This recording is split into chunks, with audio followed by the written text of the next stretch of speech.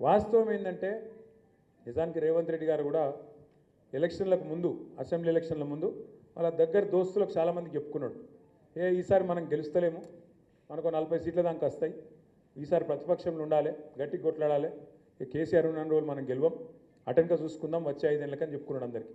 కానీ ప్రజలు అడిమారి గుడ్డి దెబ్బలుగా తలిగింది, అట్లా లక్కీలో అడిగి తలిగింది. ఎందుకు నమ్మిండ్రు? ఏం నమ్మిండ్రు?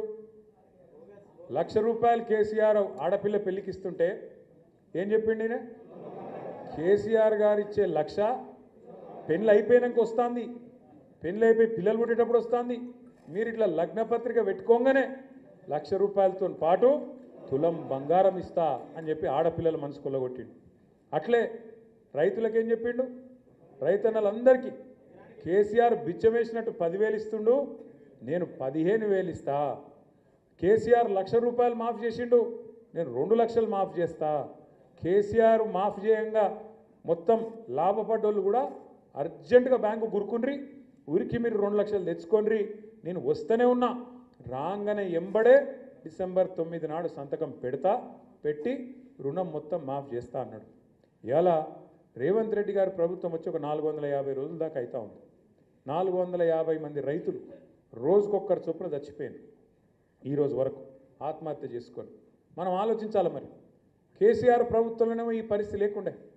కేసీఆర్ ప్రభుత్వంలో మనం చెప్పుకున్నాడు కాదు, కేంద్ర ప్రభుత్వం పార్లమెంట్లో చెప్పింది, రైతు ఆత్మహత్యలు భారతదేశంలో అత్యధికంగా తగ్గించింది కేసీఆర్ ప్రభుత్వం, తెలంగాణ రాష్ట్రం అనే మాట మనం చెప్పుకున్నాడు కాదు, కేంద్రం ప్రభుత్వం పార్లమెంట్లో చెప్పిన మాట. మళ్ళీ ఒక్కసారి ఆత్మహత్యలు ఎందుకు చాలైనాయి? ఏం జరుగుతున్నది? ఇది కాలం తెచ్చిన కరువా, కాంగ్రెస్ తెచ్చిన కరువా?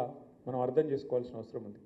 కేవలం కేసీఆర్ మీద కోపం, కేసీఆర్ ఆనవాళ్ళు ఉండొద్దనే ఒక ఆరాటం, దాంతో ఇవాళ మేడిగడ్డ కాళేశ్వరంలో 3 రిజర్వాయర్లు, 19 పంప్ హౌజులు,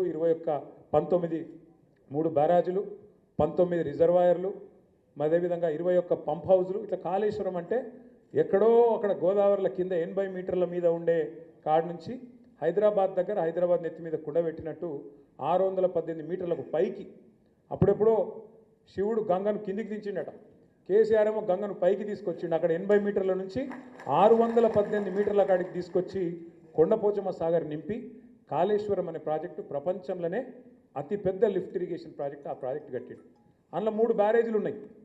అందులో 3 బ్యారేజీలల్లా 340 పిల్లర్లు ఉన్నాయి, 370 పిల్లర్లు ఉన్నాయి. అందులో ఒక్క పిల్లర్కు పర్రె పట్టింది, ఒక్కటి. దాన్ని పట్టుకొని ఎంత కథ చేసిర్రు? కాంగ్రెస్ వాడేమో దున్నపోతు తినిందంటాడు, బీజేపీ వాడేమో దుడ్డను కట్టేరా అంటాడు. ఆ పర్రెను పట్టుకొని ఇక దానికి రాహుల్ గాంధీని తెచ్చి ఎన్డీఎస్ఏనట, ఇంకోటట ఆగమేఘాల మీదకి ఇగో ఇది చూసినారు, ఇగో ఇదే పర్రె ఇగో చూసినారు, మొత్తం పోయింది. 1,00,000 కోట్లు ఇళ్ళకెళ్ళి పోయినాయి, పర్రెలకెళ్ళి త్వరలకెళ్ళి కిందికి వీకినాయి, మొత్తం జనాన్ని ఆగం చేసి కాళేశ్వరం అంటేనే అవినీతి, ఇది అది డామ్ డూమ్ అని చెప్పి మొత్తానికి ఓట్లు దొబ్బినావు జనాలను.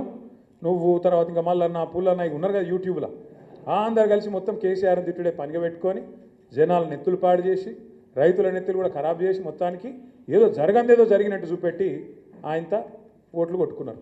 మరి నేను అడుగుతున్నా ఈరోజు ఇదే మేధావులను, ఈ రాష్ట్రంలో ఉండే మీడియాను కూడా నేను అడుగుతా ఉన్నా, కాళేశ్వరంలో ఒక్క బ్యారేజీలో ఒక్క పర్రె పడితే దానికి ఇంత లొలిపెట్టిరు మీరు.